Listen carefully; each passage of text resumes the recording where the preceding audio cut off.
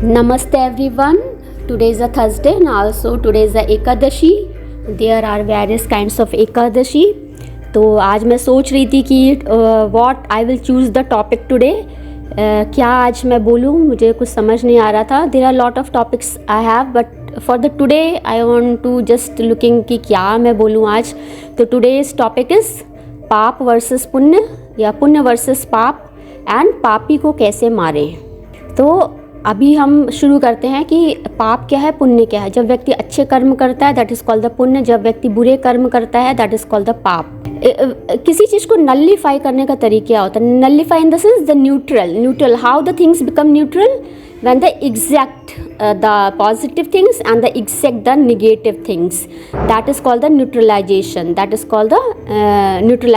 If the pap becomes equal to the punya, then the things will be neutralized. So there is always the balance of the pap and the punya, ki punya is increasing and the pap is decreasing. If the pap is increasing and the punya is decreasing, so we have to maintain this curve. Whenever the water waves travel, not every time the water, when the waves it is in air or it is in water, or it can be different kinds of wave, electromagnetic waves, it can be many kinds of wave. We read in the physics, when we choose the axis, so above the axis there is a wave pattern and the below the axis is also the wave pattern. Sometime the height of the, जैसे अभी मैं draw करके आपको बताऊं तो आपको समझ में आएगा कि जैसे होता है ना वेव का हाइट होता है ऐसे करके, तो इधर से जब हाइट बढ़ रही है तो इधर वाली घट रही है या दोनों साइड में इक्वल हाइट आ रही है, इस तरह से होता है. तो we can understood with the help of this example कि इस तरह से ऐसे हम कर सकते हैं कि न्यूट्रलाइजेशन कैसे करें, किसी चीज़ को न्यूट्रलाइज कैसे करना है. तो अभी क्या है कि हमने different kind of punishment parameters बना रखे हैं, different kinds of award ceremonies बना के रखी हूँ कि जब व्यक्ति बहुत अच्छा करता है तो उसको we will celebrate, we will give award. If the कोई पर्सन है बहुत ही गलत काम करता है तो हम उसको पनिश करते हैं. पनिशमेंट के लिए different kinds of laws and all and different kinds of आप कोर्ट जाते हो, ये जाते हो, पनिशमेंट होता है. Different kind of money taxes आप कह सकते हो कि आपको इस तरह का जैसे होता है ना चालान कटता है यदि आप ड्राइव नहीं कर रहे हो ठीक से या कुछ आपसे गलत हो गया तो वहाँ पे आप जो है चालान देते हो. तो मुझे लगता है कि हाउ टू कंट्रोल द पाप को कैसे कंट्रोल करें और कैसे पुण्य को बढ़ाएं. तो पाप को कंट्रोल करने का सबसे बेस्ट तरीका है कि मैंने देखा है कि किसी के पास कोई कंट्रोलिंग पैरामीटर्स नहीं है. The controlling parameters there are two kinds of parameter, the outside and the inside.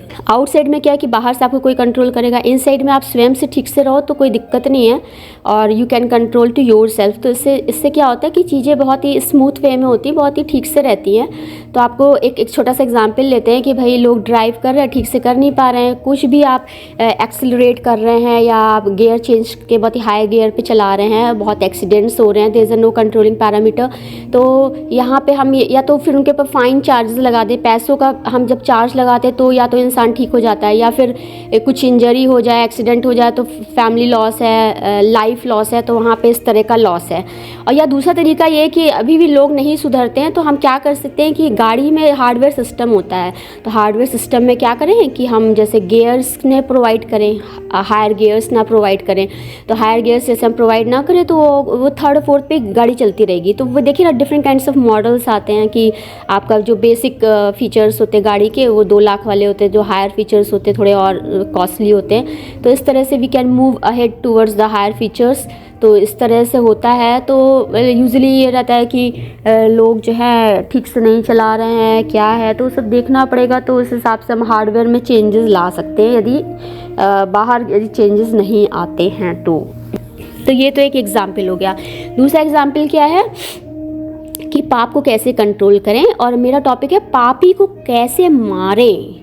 अब देखिए क्या होता है, पापी को मारने के बहुत से तरीके हैं. अब जैसे लड़ाई हो जाती है, लड़ाई होती है, लड़ाई में लोग देखिए कितने लोग मारे थे, लेकिन लड़ाई क्यों हो रही है? The protection purpose, for protecting the country हो रहा है, for protecting the something we are sacrificing our life.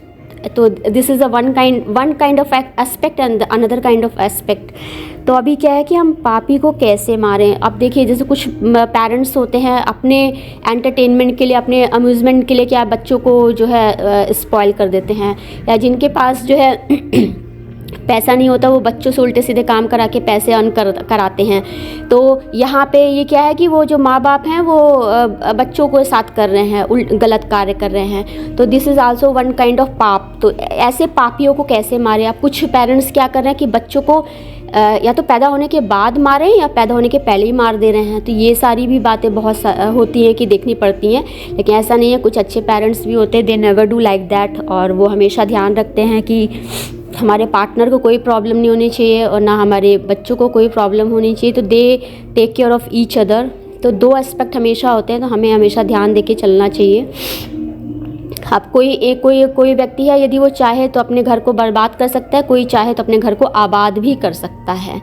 तो इस तरह से होता है। अब वही बात है, जब आप बर्बाद करेंगे तो आपको पनिशमेंट मिलेगा, जब आप आबाद करोगे तो आपको रिवार्ड्स अच्छे मिलते हैं, आपको लोग अच्छी बातें बोलते हैं, आपको लोग अच्छा बोलते हैं। तो अब ये बात होगी कि पनिशमेंट की होगी, बात होगी पापी को कैसे मारे। तो पापी को मारने के लिए आजकल सोचिए कितना कुछ हो रहा, कितना कॉस्टली हो रहा है। कॉस्टली इन द सेंस हम करोड़ों लाखों अरबों तक पहुंच गए हैं। इतनी महंगे सामान आ रहे, there are various costly items में आप बहुत कुछ है।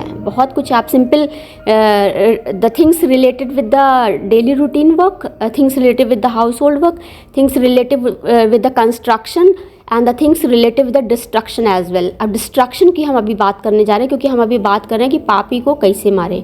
तो क्या है कि डिस्ट्रक्शन में हमने क्या क्या कर रखा है।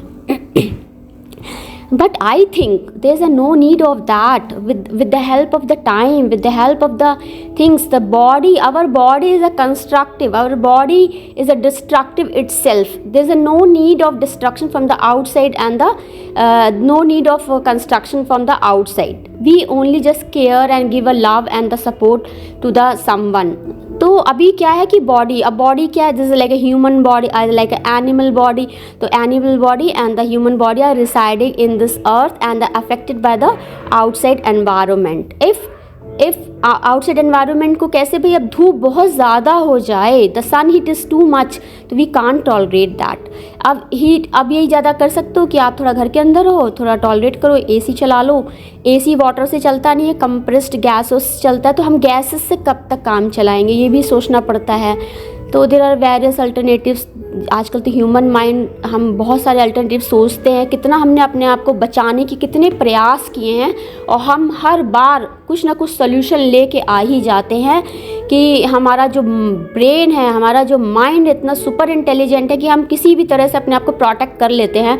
अब यदि आप सोचिए गर्मी बहुत ज़्यादा, तो हमने ऐसे किया। यदि बहुत ठंड हो गई तो हमने क्या किया, तो हमने हीटर्स चला लिए, हमने कुछ एसी सर्कुलेशन सिस्टम चला लिया, जिससे हमें ऐसी ज़रूरत नहीं पड़ी।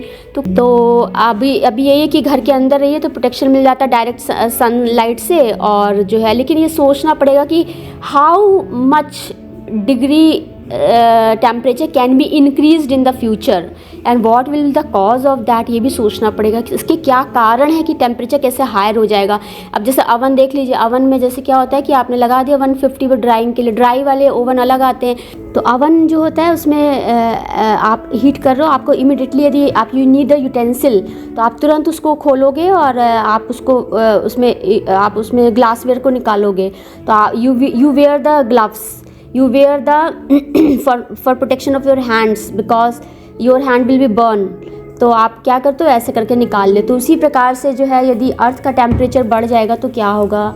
तो पापी को कैसे मारे, तो पापी जो है दो प्रकार से ही मर सकता है। तो बहुत ठंड में मरेगा, या बहुत ही जो है गरम इन द सेंस कि जहाँ बहुत ही ज़्यादा गर्मी हो वहाँ से वो मरेगा। तो कैसे मरेगा, 1 दिन 2 दिन 3 दिन, या भूख और प्यास से मरेगा। यदि उसको खाना ना दें हम तो वो मर जाएगा, या उसको हम पानी ना दें तो वो मर जाएगा। तो इस प्रकार से क्या है कि ये हमारा बॉडी सिस्टम कैसे फंक्शन करता है।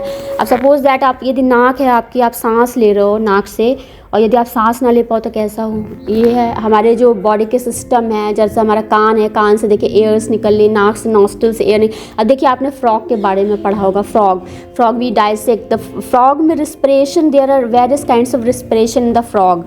Frog belongs to amphibian family.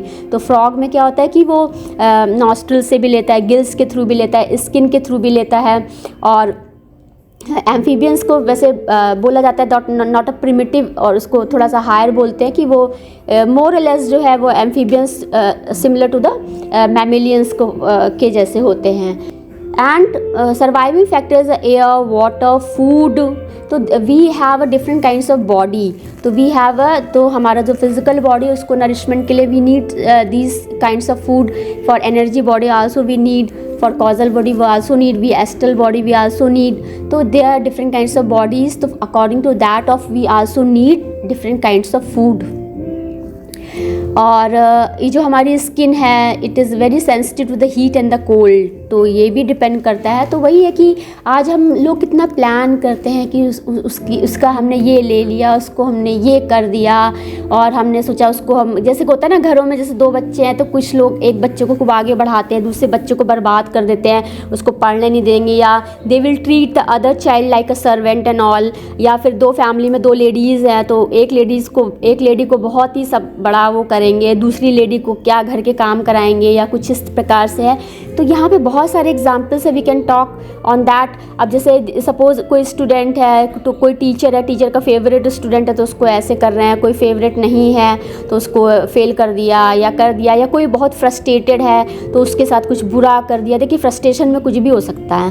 Frustrated person can do anything, a peaceful person can not do anything. जो शांत है वो हमेशा रहता है। तो हमेशा जो है बाबा भोलेनाथ को बोला जाता है वो बिल्कुल शांत रहते हैं, और उनको बोला जाता है कि भगवान रुद्र रूप है, वो गुस्सा करते हैं, ऐसा नहीं है। शंकर भगवान सबसे शांत भगवान हैं, वो बिल्कुल किसी को कुछ नहीं कहते, बिल्कुल शांत रहते हैं।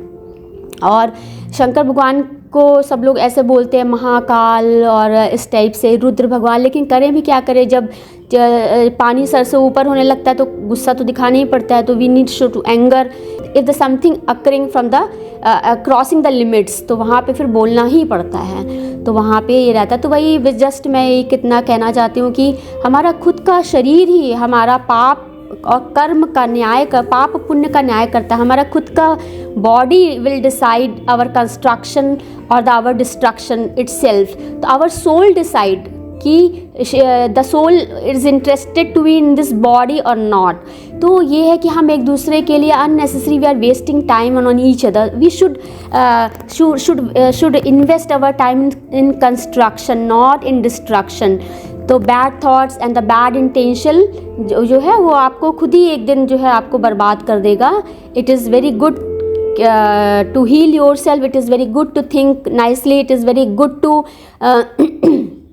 to serve others, and it is also good to worship, it is also good to meditate, and it is also good to make yourself peaceful, and also it is very good to explore the new things in life that makes your life very interesting.